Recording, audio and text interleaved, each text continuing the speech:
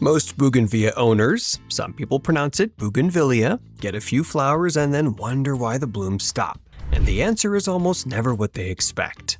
There are practical tricks that completely change how this plant grows and blooms, and most of them go against what the gardening advice says to do. Number 7 is the one that triggers the biggest bloom explosion. And the tip at the end is what separates a thin, struggling plant from a wall-covering flower bomb. We're covering height, training, bloom triggers, soil secrets, and the pruning method that doubles the flower count.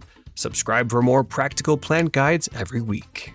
The single most important thing to understand about Bougainvillea before any tip on this list is that it is a stress bloomer. It was designed by nature to flower when it feels challenged, not comfortable. Too much water, too much fertilizer, and too much shade signal to this plant that everything is fine. So it puts all its energy into growing leaves instead of flowers. Everything on this list works because it creates the right kind of gentle stress that tells the plant to bloom. Keep this in mind for every tip that follows because it changes how you look at every decision you make with this plant. Full sun is non-negotiable for a flower bomb Bougainvillea. This plant needs a minimum of 6 hours of direct sun every single day, and the more it gets, the more it blooms. If your Bougainvillea is in a spot that gets morning sun and afternoon shade, you will get leaves and almost no flowers. Move it to the hottest, sunniest, most exposed spot you have. South or west-facing walls that radiate heat are perfect. The heat the walls absorb and reflects back onto the plant actually boosts bloom production significantly. And in a pot, you can position it exactly where you want it for maximum sun exposure. The next tip is the one most people completely get backwards. The watering method that unlocks nonstop blooms is the opposite of what feels right. Let the soil dry out completely between waterings. And when you water, drench it deeply until it runs out of the drainage holes. Then ignore it until it dries again. This dry, wet, dry cycle is the exact pattern Bougainvillea evolved for in its native dry climate. Constant moisture tells it to grow. Drought stress followed by a deep drink triggers the bloom signal. If you are watering a little every day or every other day, stop. Let the leaves just begin to look slightly soft. That is the moment to water deeply. And you will see the bracts follow within weeks. Training the long canes horizontally is the most underused trick for more flowers. When a cane grows vertically, the plant sends all its energy to the growing tip and produces few side shoots and fewer blooms. When you bend that same cane horizontal, tie it along a wire, a trellis, or a wall. The growth energy is distributed along the whole length, triggering lateral shoots all the way down. And lateral shoots are where the blooms come from. Every time you horizontally train a long cane instead of letting it reach straight up, you are multiplying the number of blooming shoots it will produce. This is the secret to that wall-to-wall flower coverage you see on mature specimens. Pruning after every bloom cycle is what keeps the flowers coming in waves rather than stopping after one flush. Once the bracts fade, cut those stems back by about 1/3, always cutting just above a leaf node. This forces the plant to push out new lateral shoots. And those new shoots produce the next round of blooms within 4 to 6 weeks. Without this pruning, the plant puts energy into the spent stems and the next bloom cycle is weak and sparse. With it, you get wave after wave of color all season long. The harder and more consistently you prune after each flush, the more explosively it reblooms. If you're learning things about Bougainvillea that nobody told you before, subscribe. We share practical plant tips every single week. The fertilizer mistake that kills Bougainvillea blooms is using the wrong type. A standard balanced fertilizer or anything high in nitrogen tells the plant to produce lush green growth, which looks healthy but comes at the direct expense of flowers. For nonstop blooms, switch to a low nitrogen, high potassium fertilizer, specifically formulated for flowering plants.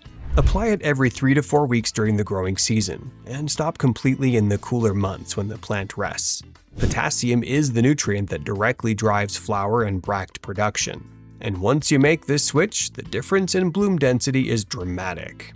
The soil mix is the foundation that makes every other tip work. Bougainvillea roots must never sit in soggy soil. It is one of the few plants that will drop all its flowers immediately in response to waterlogged roots. Use a fast-draining mix with plenty of perlite or coarse grit added. The soil should drain in seconds when you water. not hold moisture for days. In a pot, always use a container with large drainage holes and never let it sit in a saucer of water. Get the drainage right and every other technique on this list becomes twice as effective. Now for the tip I mentioned at the start, the one that triggers the biggest bloom explosion. Bougainvillea blooms most abundantly when its roots are slightly cramped, and this surprises almost everyone. When you plant it in a pot that is too large, it spends all of its energy expanding its root system into the extra soil before it even thinks about flowering. A slightly root-bound plant in a snug pot shifts that energy directly into bloom production. Only repot when roots are visibly escaping the drainage holes, and when you do, go up only one pot size. The stress of a tight root environment, combined with everything else on this list, is what turns a reluctant bloomer into a flower bomb. This one change alone has transformed plants that had not bloomed in years. There's a little-known trick that experienced growers use to trigger a stubborn non-blooming bougainvillea into flower. Push a sharp stick, stake, or garden fork into the soil close to the root zone and twist it slightly, enough to mildly disturb the outer roots without damaging the main root ball. This controlled root stress sends a distress signal to the plant that triggers the bloom response. It sounds counterintuitive, but the exact same principle applies to the dry-wet watering cycle and the root-bound pot. Gentle, controlled stress tells this plant to reproduce, and flowering is how it does it. To make bougainvillea genuinely tall, you need to build the trunk deliberately over multiple seasons. Choose 1 or 2 strong main canes and tie them vertically to a sturdy support. Never let them flop or spiral. Remove any shoots that emerge from below the height you want the plant to reach. As the main trunk thickens and matures, the upper canopy explodes with laterals and blooms at whatever height you have trained it to. A mature, well-trained bougainvillea with a thick trunk can reach 15 feet or more and produce thousands of blooms at once. But it takes patience in the early years to build that structure correctly. The flower bomb happens when all of these work together at the same time. Full sun, dry wet, dry watering, horizontal training, post-bloom pruning, bloom fertilizer, fast draining soil, a slightly root-bound pot, and the occasional controlled root stress. Any one of these will improve your plant. All of them together create the kind of bougainvillea that stops people in their tracks and makes every visitor ask what you did to it. Start with whichever one you are not doing yet, and add the others one by one. And tell me in the comments, is your bougainvillea blooming right now, or is it giving you mostly leaves? Drop it below. I would love to help you figure out which tip will make the biggest difference. Subscribe if you found something here you had never heard before. We share practical plant guides every week. Watch this next on the best flowering vines for containers, because once your bougainvillea is a flower bomb, you will want your whole garden to match.